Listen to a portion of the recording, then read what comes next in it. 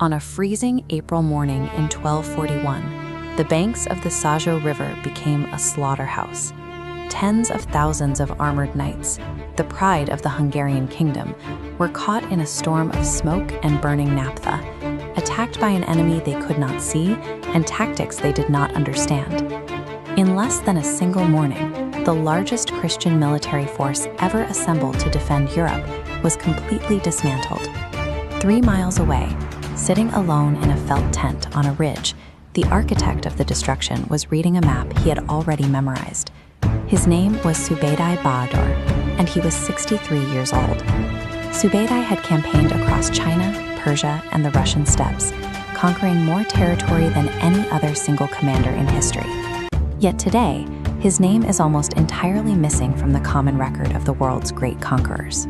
The Sajo River served as the physical proof of a strategic system designed to make victory inevitable long before the actual fighting began. Subutai's life began around 1175 in the northeastern reaches of the Mongolian steppe.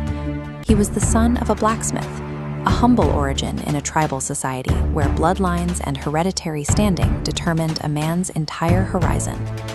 As a teenager, he broke those social bounds to pledge his life to an outcast named Temujin, the future Genghis Khan. Under Temujin's banner, Subutai learned that warfare should be a manipulation of variables rather than a direct confrontation.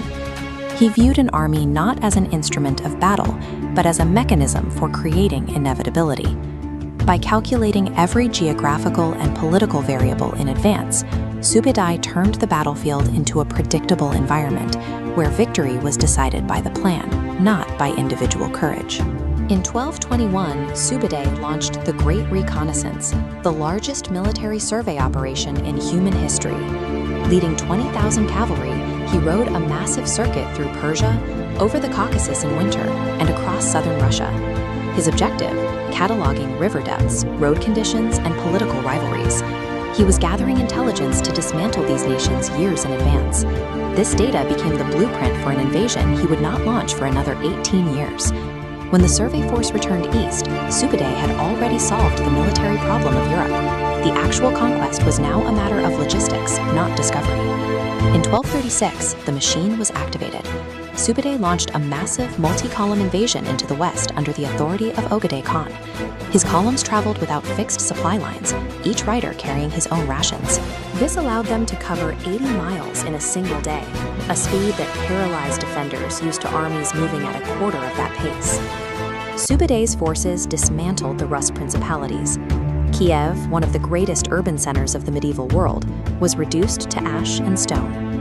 He struck Poland and Hungary simultaneously, ensuring that Europe's divided monarchs could never combine their forces for a unified defense. Because the Mongol columns moved faster than messengers could carry a warning, Subutai collapsed entire nations before their kings even realized they were at war. Returning to the Sajo River in April 1241, we see the trap close. Subutai used a feigned retreat to coax the Hungarian army into a dense, tight formation on the riverbank. While Hungarians focused on the bridge assault, Subutai's columns crossed in silence, striking from 3 sides simultaneously. Leaving a deliberate western gap, he channeled fleeing soldiers onto an open plain to hunt them down over 2 days of unhurried pursuit. With the Hungarian army destroyed, the road to the Atlantic Ocean was open. No significant military force remained to stop the Mongol advance into Western Europe. By the winter of 1241, Subutai stood on the banks of the Danube. He was weeks away from the gates of Vienna. At that moment, a messenger arrived from 4,000 miles away. Great Khan Ögedei was dead. Imperial law was absolute.